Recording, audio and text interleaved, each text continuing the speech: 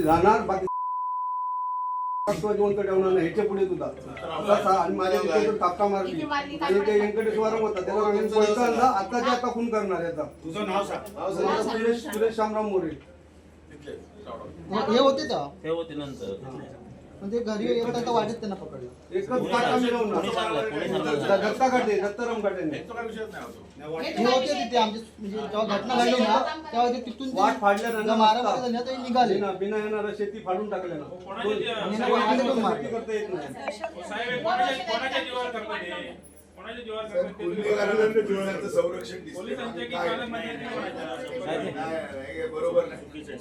माहितीच्या अधिकारात पोलिसांची प्रतिमा खराब होते. बाकी सर आम्ही पोलिसांचा आधार ठेवून आम्ही ते थांबलो. तुमचा विषय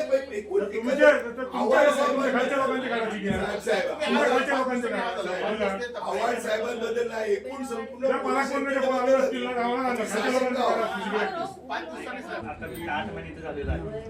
मी जे घर आहे ते खरंच करतो. आपला परिसर आहे यांच्या शेतात यांना पण माहिती आहे. जर प्रेशर असलं तर आपण यांच्याविषयी काय केलं असतं ते यांना पण माहिती आहे. परंतु आम्ही मी काही केलं नाही ते यांना पण माहिती आहे. प्रेशर असलं तर त्यावेळी किती होतं साहेब या दुनियामध्ये ऐका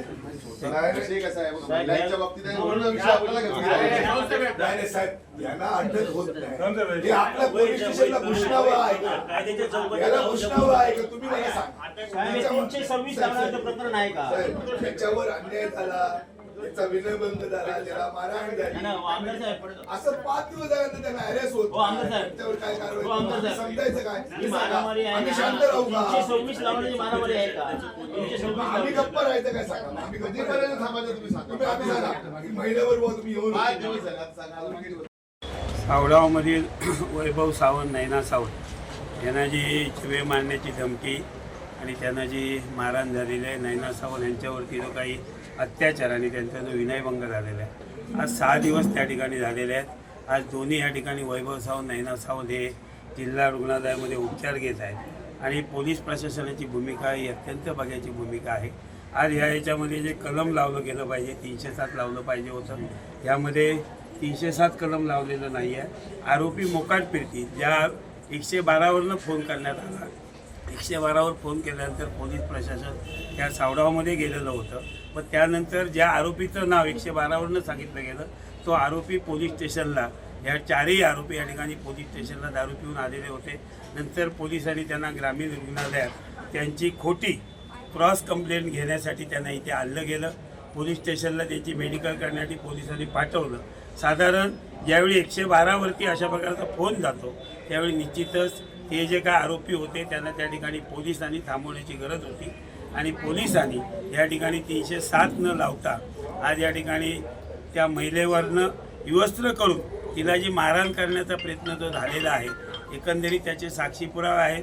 त्यांच्या मुलाजवळ जो मोबाईल होता तो मोबाईलसुद्धा त्या ठिकाणी त्यांनी चोरून नेलेला आहे. तो सुद्धा पोलिसांनी अद्याप जप्त केलेला नाही आहे.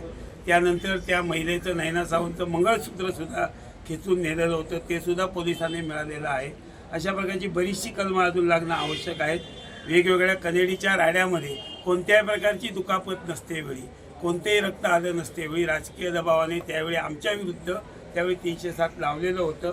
आज पोलीस हे शासनाचा पगार घेत आहेत पण या ठिकाणी असलेल्या सत्तारूढ पक्षाच्या घरचं काम केल्यासारखं पोलीस वागत आहेत. एकंदरीत बीडमध्ये जी घटना घडली ती पोलिसांच्या नाकर्तेपणामुळे घडलेली आहेत. कणकवलीमध्ये आज ही सुरुवात झालेली आहे आणि अशाच प्रकारे पोलिसांच्या नाकर्ते भूमिकेमुळे तर भविष्यात वेगळे प्रकार जर झाले तर त्याला या ठिकाणी पोलीस प्रशासन जबाबदार राहणार आहे. आज या ठिकाणी आम्हाला पोलीस प्रशासनाने कालच रात्री वैभवजी नाईक आम्हाला विनंती केली की मोर्चा काढू नका पण येणाऱ्या 2 दिवसामध्ये या आरोपींना जर त्यांनी अटक केली नाही आणि 307 कलम लावलं नाही तर आमच्या राज्याचे असलेले विरोधी पक्षनेते असतील शिवसेनेचे नेते संजय राऊत असतील हे सुद्धा या घटनास्थळावरती येणार आहेत. आणि ही जी काय अशा प्रकारची जी काही प्रवृत्ती पुन्हा या ठिकाणी फोफावते ही प्रवृत्ती पोलीस प्रशासनाने हाणून पाडण्याची जबाबदारी पोलिसांवरती जनतेचा विश्वास जो आहे हा जनतेचा विश्वास सार्थकी लागण्यासाठी त्यांनी या 307 कलम लावावं आणि ज्या महिलेला ज्या पद्धतीने तिची विटंबना केलेली आहे बलात्कार करण्याचा प्रयत्नसुद्धा या आरोपींचा होता. एकंदरीत त्या मोबाईलचं शूटिंग जर पाहिलं तर मला वाटतं पोलिसांच्या लक्षात येईल आणि म्हणून पोलिसांनी राजकीय हस्तक्षेप थांबून वेळीच या ठिकाणी कारवाई करावी. बीडमध्ये ज्या पद्धतीने पोलिसांच्या नाकर्तेपणामुळे जे वातावरण हाताबाहेर केल्यानंतर संतोष देशमुखची ज्या ठिकाणी जशी मर्डर झाली तशी सुद्धा खून उद्या ह्या अशा प्रकारातनं होऊ शकतील आणि म्हणून पोलिसांना आज आम्ही विनंती केली आहे. पण 2 दिवसानंतर आम्ही पोलिसांना विनंती करणार नाही. कायदा हातात घ्यावा लागला तर त्याला पोलीस जबाबदार राहतील.